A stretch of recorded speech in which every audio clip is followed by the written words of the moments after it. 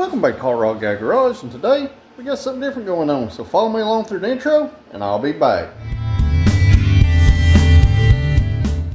So alright, what we got today is going to be a tool review video.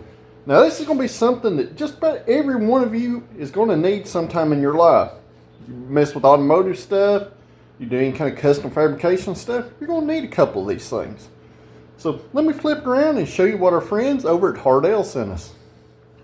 What we have here is one of their hand rivet guns. This is great for tight areas. And they sent us one of their rib nut tools. If you don't know what a rib nut tool is, rib nuts are those things like in your 70s and 60s classic cars that are in the doors that hold your mirrors and stuff on. So one of these tools is super handy, especially if, say, you want to drill a hole in something like this 3/16 plate right here, and you want to bolt something to it, to mount something, but you don't have any access on the back side of it to put a nut and a bolt on it. Or it's something you don't want to have to fiddle with putting a nut and a bolt in. So let's get these two things opened up and let's see what we got as far as quality goes. So I'm not even opening these guys. I'm going to open them here with you just to see what we got, because I want this to be kind of an honest representation of what we see. Now I've got a rivet gun and I've got a rib nut tool that are the cheapest ones you can possibly buy. These appeared, when they reached out to me, appeared to be super awesome quality. And these things do come with some rivets. They come with an instruction manual. But being car guys or mechanics or an automotive technician, who needs those? You're good at figuring this stuff out on your own, right? First thing I noticed, this is a nice cast aluminum body. All of our different ends screw into the base right here and do not interfere with the handle. It has a nice ergonomic feel. It's got a place in here where it catches the tails off your rivets. Right here. And these did come with an assortment of rivets. Different sizes. You got a 3/16, a 5/32, an 1/8, and a 3/32 rivet. And these will work with stainless steel or aluminum.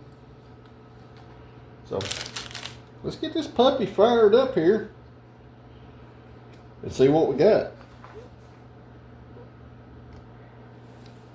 Alright, so I've got the 3/16 rivet head in here. And that's a 3/16 rivet. Let's just see how easy before we drill a hole and see if these things are actually worth the hoot or not. Let's see just how things work here. Didn't seem to have no problem at all pulling it. Saved our tail in our little container back here. So let's try down a piece of metal and see how it does. So I got a 3/6 drill bit and a 3/16 rivet. So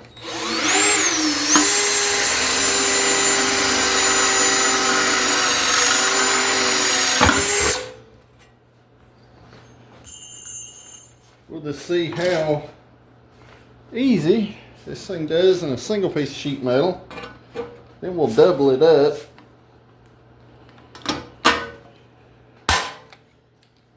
Worked pretty well.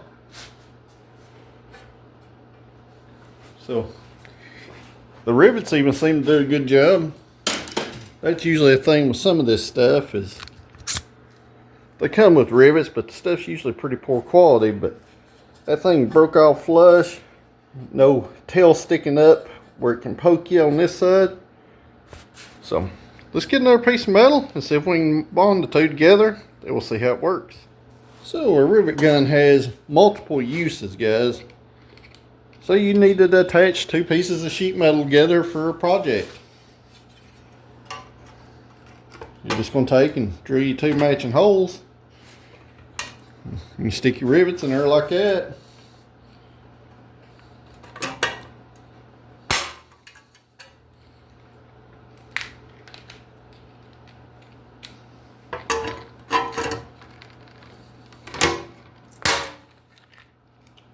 What I really like about this rivet gun is it actually stores the tails on the inside.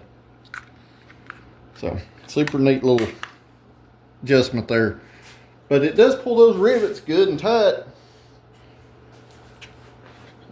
Definitely don't see no problem with its function or how it operates.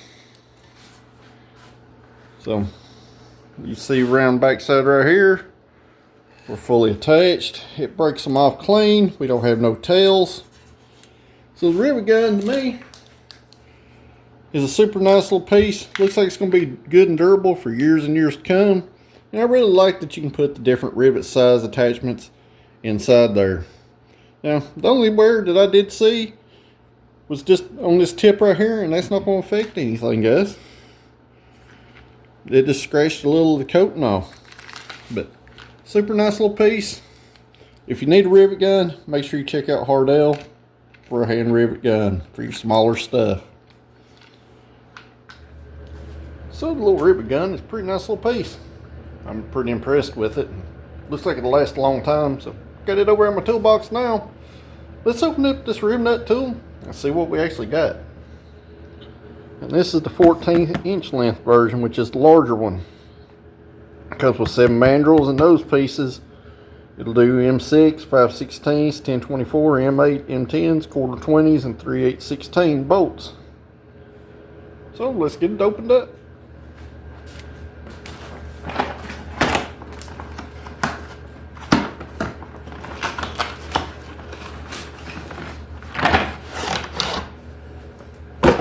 And what we have is got a nice hard blow molded case. I like that.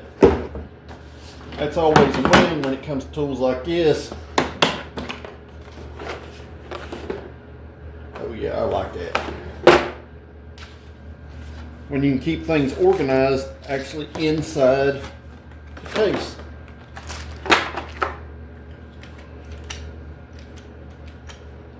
It's got a soft kind of grip handle, so not going to slip out of your hands or anything. Pretty nice. I like it. Definitely looks well built.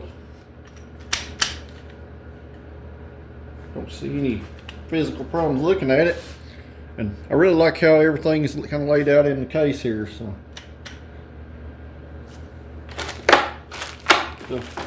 let's see how this thing works. Alright, I already seen everything I like about this compared to other rivet nut tools. The pulling heads are actually the slide in right here, and you got your interlocking collar here that locks all this down. So this thing can't escape. You can't thread it in not enough. That's win. And if you don't understand what I mean, here is my other one that I had been using. These things are fiddly. You got a lock nut, you got this mess right here. And then to put your inserts in, you have to pull this little collar down, you have to thread it in, you have to tighten it up for your puller to pull them inserts. This is a very fiddly thing and very easy to screw up. If you look at the difference here, you can see the heads are made a lot better. I really like that quick release top. It's also more compact. So we'll just have to see how it works, but I'm really liking this one so far. So let's see how it does. So I really like these little inserts too that are clearly marked. So most stuff I deal with around here is standard, so let's load this thing up with a 5/16 18. And like I said before, this is one thing I really like about this. It literally just slides in and locks in, no fuss and no mess. And you just bottom that out, screw on your guide for the center there. It's ready to use, super quick. 3/8, 5/16.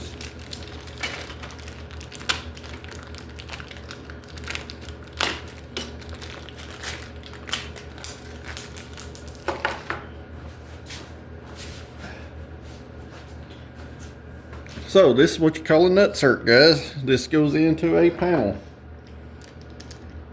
It will thread on here. You will open this thing up. You'll run this little dude down to there. You'll drill a hole. Put this in there, and just like a rivet gun, you'll sit there and pull this. So let me get a drill bit. We'll drill us a hole in this piece of sheet metal over here in the vise. We'll install this, and I'll show you why something like this is super handy. So the reason why one of these is handy, guys, say you got a blind hole. Say this is inside your rocker panel and you need to screw something in there like a seat belt for an insert. This would not be the appropriate thing to do, but just to say you had to need to do this. So what you're going to do, you're going to drill your hole. You're going to put your insert in there just like I showed you how to assemble it a while ago. And you're just going to take this.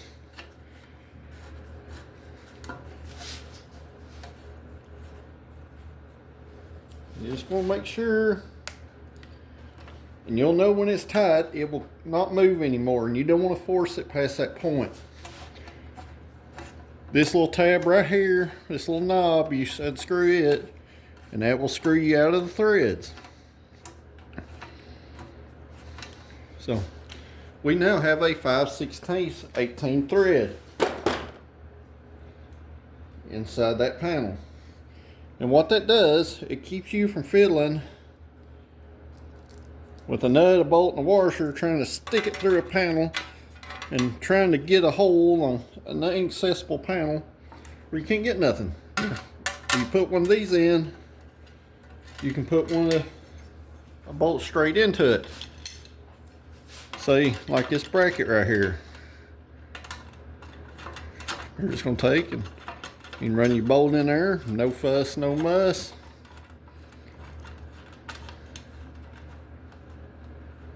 Put it in there just like that.